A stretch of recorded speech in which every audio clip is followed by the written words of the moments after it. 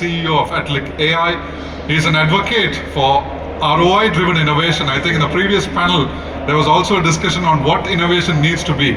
Innovation needs to be ROI-driven. And I'm going to hand it over to Ben Owen, the founder and CEO of ATELIC AI, for the next keynote, which is going to address why 95% of enterprises fail when it comes to ROI-driven yield. Over to you, Ben Owen.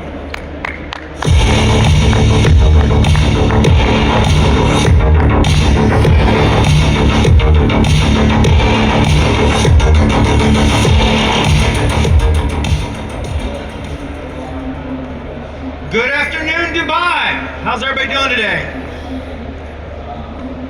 I wanted to sit here and explain a bit about why we're seeing such a large failure. I'm sure everyone's seen the MIT report. It just came out a few months ago. The Nanda guys came out with an amazing study on enterprise AI. And to be honest, in ATELIC, we decided that we were going to focus on the big enterprise, on the big industry. Those things that if the AI goes wrong, people can die. And I think that what's important is that we should always look at it not just from the simple fact of where and how will the enterprise adopt it, but how are we as a people, how are we as a society going to get the value out of the AI that meets our values and achieves the level of trust that we want as an organization or as a country. So first of all, AI is going to lift us all, yay! And then we go out in the field and we go out and see, and people are adding chatbots and co-pilots to their systems, and we go, whoa, wait a minute, where's the cool stuff, right? Where's the cool demos? Where's the other things that are going out? And I love this picture because, to be honest, Saturn V rocket Apollo program, right? I think it's an amazing comparison if you think about this. 1967 was the last one of those they launched. Do you know that they had 2 control systems on that rocket that got people to the moon? 160,000 lines of code is what got man to the moon. That's amazing if you think about it. Do you know on my iPhone, there's 12 million lines of code just in iOS, just in the base operating system. And you think about how fast this technology is changing and how fast even in the AI world, just a few years ago, we were talking about machine learning models. We're watching Gary Kasparov play chess against Big Blue. But the reality is that this is accelerating extremely fast, and we have to get it under control. Because the challenge is we cannot be wrong with this. If we don't get the right guardrails in place, if we don't get the right systems in place, we're going to be part of that 95% of the enterprises that fail. And when you build it in there, you have to continually think about what is the use case? What's the business value? What's the ROI I'm going to be driving for my company or my people or my institution? How will this system make it better? And how will I do that in a smart, agile way? Because guess what? When it goes wrong, bigger problems can happen. Now, fast pilots fail fast. Well, to be honest, there's an old saying when I was working in Amazon, we used to say, you know what?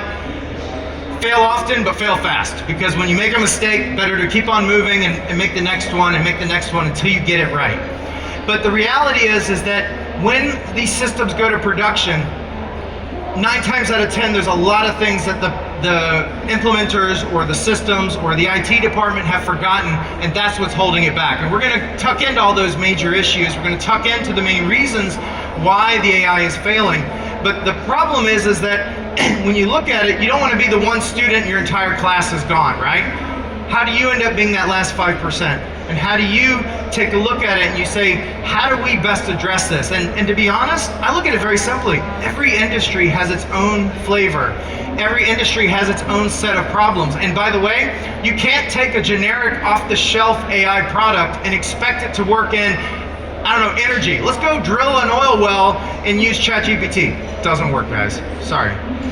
Let's go out and we'll take a off-the-shelf CRM app, but not taking into respect the fact that we need to have Arabic speaking, we need to have Turkish speaking, we need to have something for our localized people to better interact with our customers in a way that will make us money. And it's very simple. By doing that, this is part of the reason these are failing, is that people are rushing into it. They're going, oh, I've got a mandate from the board. We have to add AI to our systems. And they're slapping AI on it and going, wow, we've got Copilot, we've got AI. doesn't work that way, guys. We have to think better. We have to grow, and we have to make this smarter in order to add value. And I look at it very simply put. It's a bit like the old iceberg. I know that's an old metaphor, so sorry, but it's a metaphor I love. I also I'm a big fan of polar bears, by the way, so I added the polar bear on there myself. But the thing is that what's actually happening is people are only looking at the top. They're looking at those MVPs, they're looking at those POCs, they're looking at that quick demo to go, oh, that's really cool, I can get this. And you know what, there's some great tech out there, but most of the time the UX isn't keeping up with what you actually need. And at the same time, it's all that mess under the water that's causing the problems, right? Is that lack of domain-specific information. It's the lack of the data. And guys, data is still the king. Don't forget that. AI is only as good as the data that is feeding it. The relevant data to your company or your government or your institution is what makes it work. And without the right data, without having it clean, without having it relevant to your business, guess what? You just added a nice ChatGPT interface. Who cares? It's not going to add value, and that's why it's going to fail. And at the same time, 9 times out of 10, customers are stuck in an era of legacy. You know, they've got these existing monolithic ERP systems. They've got these gigantic, I've even seen customers still running COBOL and Fortran in their production environments. Especially the big banks are still doing it, by the way, still running on big mainframes. And you know what? That's okay, but you gotta think about a way to get around that. You gotta think about a way to use the technology in a way that's going to bring the value across that entire landscape and not just focused on one piece. And at the same time, stop this vendor lock-in stuff, guys. We gotta get away from a situation where, you know what, oh, because I built on this stack 20 years ago, guess what? I still gotta keep using it now. I still gotta keep paying for that upgrade. I still gotta keep paying for that perpetual license, or I still gotta keep paying for that. You know what? This is a new era. We can redo this from scratch, and we can redo it right. And I think for me, and for the way we're approaching it is that you have to do that. You have to keep it agnostic because you need the flexibility because of how fast this environment is changing. By the time I start a project, probably the technology is already out of date, right? And the reality is that you want to be able to continually adjust where it makes sense to add value for that business. And at the same time, the biggest thing that people keep forgetting is that you still have to retrain your entire staff. I was reading something amazing from the Dubai government was actually taking, I believe it was almost 20,000 employees through an AI training program. That's amazing, because now every single one of those employees is going to start thinking about, how do I use AI in my business? How do I use AI to help, in this case, better serve the people of Dubai? That's a very smart approach. And by the way, that's something you can never underestimate in your transformation. And you know, the reality is, and this is coming back from all the customers that we've been working with and engaging on, etc., is that there's a huge disconnect between the old OT systems and the IT systems. So OT being live data, SCADA, you know, any of those IoT sensors out in the field, especially in heavy manufacturing and those sort of things, but also the IT systems as well, right? So you've got these old locked-in ERP systems, and then the problem is without both sets of data, it's not getting real value. So being able to understand that, hey, here's what's actually happening on the assembly line floor, and at the same time, here's the parts and procurement I need to have in order to be ready for the supply I need for next week, is the key. And from my perspective, it's not about just cool AI, it's about how do you reach autonomy. And I don't mean robotics, I don't mean automation, I mean true autonomy. Using AI to drive and build something that makes smart decisions based on your data in your environment. And the only way to really achieve that is going to be accessing all that real-time data, having infrastructure that's going to help support it, and at the same time being able to, whether you want to call it a digital twin or just have a simulation environment available, but being able to real-time create those simulations you need to be able to judge your business. I own the cookie factory. I found out that the price of wheat is going up by 30% next week because of something happening in the world. Maybe Trump said something, who knows?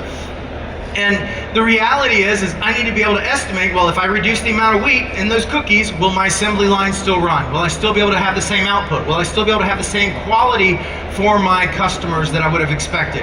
That's the level of technology that we should reach with autonomy. And that's the level we need to get to.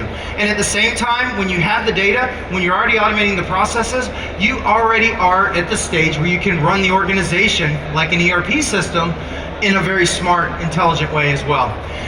You know, the reality of AI is that it's a reflection of us as mankind. You look at the complexity of the large language models, you look at, honestly, the biases that could creep into these models as well, and you gotta remember, something there. And I love the story about the IRS. I don't know if any of you have heard that. It's about 2 years old, year-old story, but I always think it's an extremely amazing, relevant one. And by the way, if you're an American, that's the scariest organization in the US because they're the ones that come get you. You remember Al Capone, the gangster from the 1940s? He wasn't arrested by the FBI or the police. The IRS got him, right? So the reality is that the IRS rolled out a system using 40 years of data. So they trained their own model to say, when should we audit people? Why should we audit them? When they turn in their tax refund or tax return, etc. What's the situation there? And guess what? They rolled out the system, and based on the old analysis that they used to feed that system, they realized when they turned it on, they were actually auditing people of color 4 times more than people who weren't. And you go, wait a minute, this is an AI system. This is a really smart computer system. How the heck is it doing that? Well, it's doing it based on the training it had. And it's that bias, the training set bias that actually corrupted the results so that then it was artificially going after folks like that. Why? Because in the 1960s and 70s, guess what? They were auditing people of color more often because it wasn't always a nice, fair place that it should have been, right?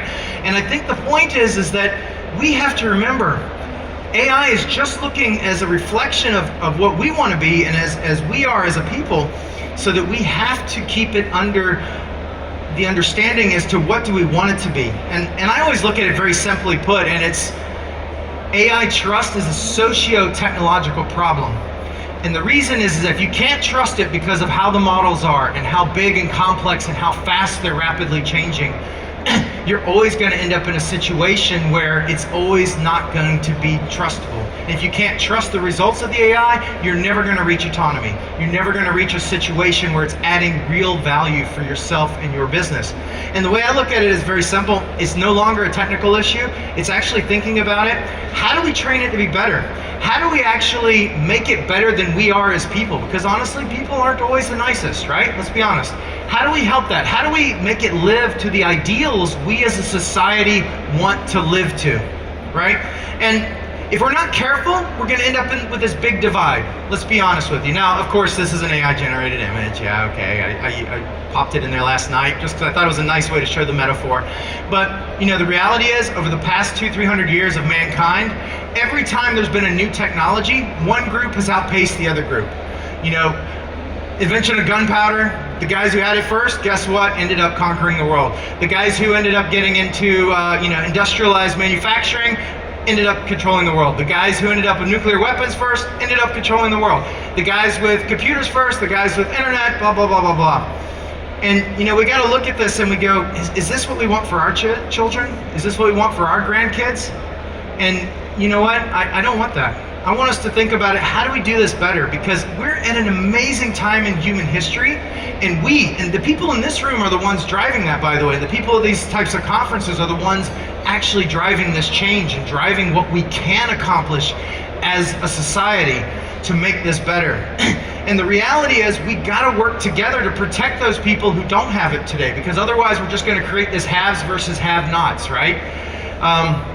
And that's not the way we should do it. And from my perspective, AI is there to augment the human experience and to augment our intelligence. It's not there to replace it. And I feel like if we can honor that and we can honor that responsibility, we can actually do something great for the world and make it even better. Now, I love this slide just because a buddy of mine from Europe, he always thinks if you come to Dubai, everyone gets a free Lambo, right? So, this is the reality, is there's this vision of everybody in Dubai drives Lamborghini. By the way, I've got a Chevy, so, I'm not quite at Lambo status yet. But I think that the reality is that, as this technology matures, And as we get control of it, if we could take care of the basics, if we could take care of the basics of that iceberg, if we could take care of what is happening with the society and making it a little bit better than what we are today, maybe we don't all end up in Lambos, maybe we don't like them, we like different cars, of course, but I think the point is that we're not quite there yet, but the power that's there can be amazing, and it can actually change the world to make it a much better place. Anyways, come over, check us out. We're back over there next to the main stage. We have a little booth. Please follow, pay attention. We'd love to talk to you guys about what we're building. We're focused on the industry side of how do we agenticize and how do we scale large projects for building ROI for their customers. And that's what ATELIC's here for, and we're super happy to meet you guys today. Thank you very much. I hope you have a great lunch. A big round of applause for Ben. I couldn't agree more with you, Ben. Quite insightful. And I had, kind of visited industries. What they want is, since AI is a jargon now, all of them want to, kind of introduce AI. But when we go deeper into their systems and ask them if they have the necessary data, then they have issue number one. Now, for those industries which have the data, do the systems speak to each other? No. So that connection is issue number two. So this keeps, kind of cascading. I think, as you said, rightly said, data is a starting point, structuring data, and then we get into AI and understand more about autonomy. Thank you so much for that. Thank you. Really, Take care. really appreciate it. So